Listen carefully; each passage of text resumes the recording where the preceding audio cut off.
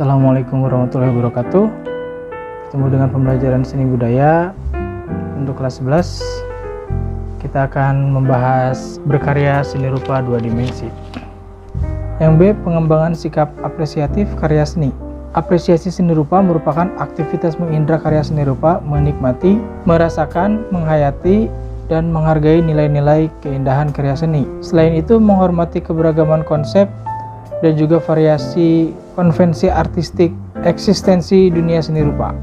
Jadi di sini kita akan belajar bagaimana caranya menghargai hasil karya orang lain.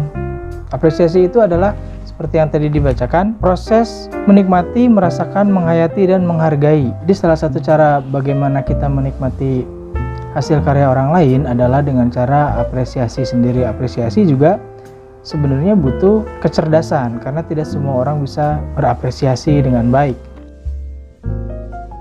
Secara teoretik, apresiasi seni memiliki 3 domain, yaitu feeling, dalam konteks ini terkait dengan perasaan keindahan. Lalu ada penilaian valuing, terkait dengan nilai-nilai seni atau dengan nilai-nilai seni, nilai-nilai yang terkandung atau arti yang terkandung di dalam seni itu sendiri. Lalu ada empati atau empathizing, terkait dengan sikap hormat kita terhadap dunia seni rupa, termasuk pula pada profesi perupa, pelukis, pematung, pendesain, dan yang lain-lain. Jadi kita otomatis tidak menganggap remeh. Halo beb, kamu di luar kan? Hasil ngapain? Hasil kerja orang lain. Lalu ada konsep dan prinsip berkarya seni rupa. Seni rupa adalah sebuah konsep, salah satu cabang seni yang bentuknya terdiri dari unsur-unsur rupa, yaitu ada garis, ada bidang, bentuk, tekstur, ruang, dan warna. Bentuk karya seni rupa merupakan keseluruhan unsur-unsur yang tersusun dalam sebuah struktur atau komposisi yang bermakna. Jadi yang sudah dijelaskan, seni rupa itu adalah karya seni yang berwujud dan bisa dinikmati oleh indera penglihatan. Dan unsur-unsur untuk membentuk karya seni itu diantaranya ya tadi ada garis, bidang, bentuk, tekstur, ruang, dan warna. Selanjutnya ada bahan, media, teknik, dan nilai berkarya seni rupa. Media adalah bahan yang menjadi alat yang konkret untuk menyatakan gagasan yang bersifat abstrak. Gagasan manusia itu bersifat abstrak dan tidak terlalu komunikatif. Makanya dibutuhkan media untuk menyamakan persepsi itu sendiri. Salah satunya lewat seni rupa sebagai wahana untuk mengkomunikasikan sebuah gagasan. Nah ini kan, media harus dipilih secara tepat. Pemilihan media harus diikuti teknik, prosedur, dan keahlian berkarya agar karya yang dihasilkan memiliki nilai seni yang tinggi. Sebenarnya terkait proses ini untuk di zaman sekarang selalu berevolusi. Hanya dulunya kaidah-kaidahnya diatur gitu. Untuk pembelajaran kita biasanya diajarkan meniru dulu sebelum akhirnya mencapai tahap modifikasi. Lalu E, ada proses penciptaan karya seni rupa. Aktivitas penciptaan seni rupa murni, desain atau kriya yang mementingkan kreativitas sangat memerlukan keberanian bereksperimen. Nah ini seni juga biasanya bukan tidak terkait aturan, tapi dia lebih bebas untuk mengekspresikan sesuatu. Tidak ada kata salah dan tidak ada kata jelek dalam seni. Itu salah satu hal yang menyebabkan seni itu bisa lebih berkembang. Dalam konteks proses kreatif, menurut Guilford, sifat fleksibilitas, originalitas, elaborasi, dan redefinisi adalah kemampuan yang perlu dikembangkan. Ya, sifat fluensi itu mengalir. Habis itu fleksibilitas, karya seni itu fleksibel, sangat fleksibel, bukan tidak terkait aturan sekali lagi, tapi dia lebih menjunjung tinggi kebebasan. Selanjutnya ada originalitas. Ya, originalitas, karya seni itu tidak boleh meniru dari orang lain. Lalu ada elaborasi. Seni itu butuh elaborate mencari tahu lebih dalam gitu tentang sesuatu.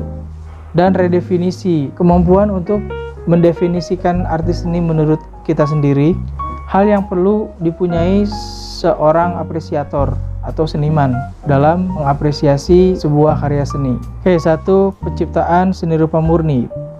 Penciptaan seni rupa murni merupakan kegiatan berkarya seni lukis, seni patung, seni grafis, seni serat, dan yang lain-lain untuk mengungkapkan pikiran, perasaan, dan pengalaman kehidupan menjadi perwujudan visual dengan dilandasi kepekaan artistik. Ya, kepekaan artistik ini salah satu hal penting juga dalam menciptakan sebuah karya seni. Karya seni tidak bisa dibuat dengan asal gitu. Acak-acakan dibilang abstrak. Kalau bermain musik, main musiknya ngasal dibilang jazz atau kontemporer, tidak bisa. Harus ada pengalaman artistik dan pengetahuan secara kesenian yang mumpuni untuk mencapai hal-hal itu.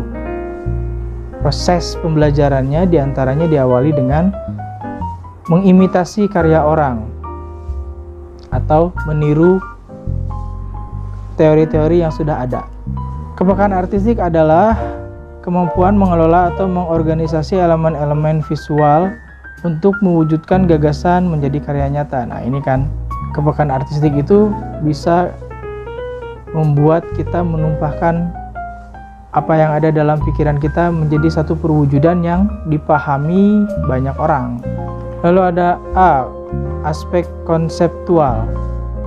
1. Penemuan sumber inspirasi. Nah, saat kita mengkonsep kesenian, kita perlu yang namanya sumber inspirasi, karena kita dalam seni itu mencipta. Untuk berkarya itu kita perlu mencipta, bukan meniru. Makanya dibutuhkan sumber inspirasi, dan sumber inspirasi ini sifatnya fleksibel juga, tergantung orangnya. Ada yang punya inspirasi tiba-tiba dalam waktu 5 menit, ada yang bertahun-tahun, ada yang berhari-hari, dan itu sama sekali tidak terkait dengan kecerdasan seorang seniman. Itu hanya perbedaan dalam mencari atau membuat sudut pandang saja. Terus ada penetapan interest seni. Tahapan selanjutnya adalah menentukan interest seni diri sendiri sehingga dapat berkreasi secara optimal. Terdapat 3 interest seni. Interest itu titik menariknya, daya tariknya. Yang pertama ada interest pragmatis, yaitu menempatkan seni sebagai instrumen pencapaian tujuan tertentu, misalnya tujuan nasional, tujuan moral, politik. Fragmennya memang diarahkan ke sana. Interest pragmatis, kalau tujuan nasional tuh ya misalnya membuat patung Jenderal Sudirman, atau moral itu ada patung polisi yang sedang menolong anak, atau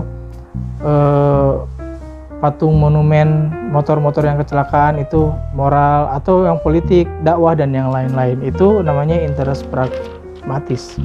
Yang B ada interest reflektif, yaitu menempatkan seni sebagai pencerminan realitas aktual, fakta dan kenyataan kehidupan, dan realitas hayal, realitas yang dibayangkan sebagai sesuatu yang ideal. Jadi interest ini seni yang ya contohnya dia merefleksikan hal-hal yang ada di dunia nyata atau hal-hal yang ada di dunia hayal.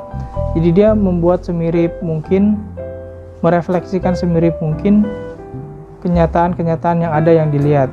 Lalu ada interest estetis, yaitu berupaya melepaskan seni dari nilai-nilai pragmatis dan instrumentalis. Jadi interest estetis mengeksplorasi nilai-nilai estetik secara mandiri untuk seni dengan menetapkan interest seni.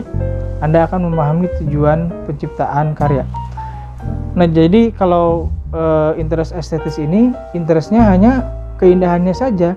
Dia tidak mempertimbangkan ini gambar mirip atau tidak, ini gambar sama atau tidak. Dalam seni itu harus selalu seperti itu ya. Saya ulangi. Yang pertama itu interest pragmatis. Mereka memang interestnya adalah mengejar arti dari hasil karya seni itu sendiri gitu.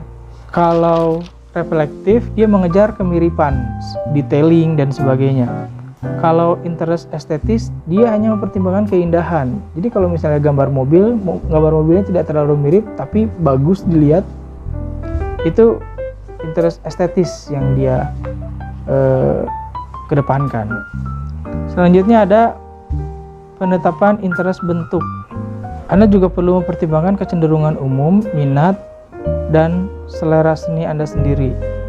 Kecenderungan yang dapat dipilih sebagai berikut. Ada bentuk figuratif. Bentuk figuratif yaitu karya seni rupa yang menggambarkan figur yang dikenal sebagai objek-objek alami. Manusia, bisa hewan, bisa tumbuhan, gunung dan lain, laut dan sebagainya. Digambarkan dengan meniru rupa dan warna-warna benda tersebut. Nah, ini figuratif kayak yang tadi reflektif ya. Dia menganggap satu objek itu indah, bermakna, sehingga dia merasa perlu untuk mengabadikannya ke dalam satu monumen. Yang B ada semi figuratif. Bentuk semi figuratif yaitu karya seni rupa dengan setengah figuratif, masih menggambarkan figur atau kenyataan alamiah, tapi bentuk dan warnanya telah mengalami distorsi. Nah, kayak ini kalau di lukisan kayak surrealisme ya. Misalnya bentuk jam tapi jamnya meleleh seperti itu. Ada bentuk TV tapi TV itu kepala. Misalnya kita melihat mobil gitu, diibaratkan ada matanya dua dan bibirnya di bawah ya, kayak gitu-gitu. Itu semi figuratif. Lalu ada bentuk non figuratif. Bentuk non figuratif itu sama sekali tidak menggambarkan bentuk-bentuk alamiah, tanpa figur, tanpa objek. Jadi berupa susunan unsur visual yang ditata sedemikian rupa untuk menghasilkan sesuatu yang lebih indah. Nah, ini sama kayak nih interest estetis tadi. Jadi dia nggak peduli ini mirip apa enggak, menyerupai apa gitu. Yang penting ini seni indah dilihat. Itu bentuk non figuratif. Lalu ada penetapan prinsip estetik. Pada tahap ini Anda perlu menetapkan prinsip etika yang paling sesuai untuk mengungkapkan pengalaman Anda. Alternatif prinsip estetika dapat dipilih sebagai berikut. Ada prinsip pramodern. Prinsip pramodern yaitu prinsip estetika yang memandang seni sebagai aktivitas merepresentasi bentuk-bentuk alam atau aktivitas pelestarian kaidah estetik tradisional. Jadi pada masa pramodern ini orang-orang sudah berlomba-lomba mirip-miripkan hasil karyanya gitu. Misalnya berlomba-lomba melukis gunung dengan mirip, berlomba-lomba melukis pohon dengan mirip, seperti itu. Kalau seni sebelumnya kan ya, seni itu kadang-kadang bukan meaningless ya, cuman asal terlihat bagus saja. Mereka tidak menitik beratkan kepada kemiripan hasil karya seni itu dengan modelnya gitu. Kalau prinsip modern yaitu prinsip estetika yang memandang seni sebagai aktivitas kreatif yang mengutamakan aspek penemuan dan originalitas. Nah, kalau ini sudah lepas tuh dari semua. Jadi kalau misalnya saya urutkan dari awal itu seni itu asal indah, kemudian orang-orang itu berevolusi, seni yang indah itu yang bagaimana? Oh, yang mirip sama orangnya. Jadi semakin mirip seninya dengan objeknya, maka semakin bagus. Nah, kalau di sini seni modern itu perpaduan di antara keduanya gitu. Gak harus mirip, tapi harus bagus dan memunculkan sesuatu yang baru gitu. Lalu ada prinsip postmodern, yaitu prinsip estetika yang memandang seni sebagai aktivitas permainan tanda hyperreal dan ironik, sifatnya eklektik atau meminjam dan memandu gaya seni lama dan menyajikannya sebagai pencerminan budaya konsumerisme masa kini. Ini pas modern itu yang kita alami sekarang, yang baru-baru banget itu sudah mereka sudah tidak memikirkan kaidah-kaidah yang terlalu baku lagi. Nah, mungkin untuk sementara pembelajarannya dicukupkan sampai di sini. Mohon maaf bila ada kekurangan, semoga videonya membantu. Billahi taufiq wal hidayah. Wassalamualaikum warahmatullahi wabarakatuh.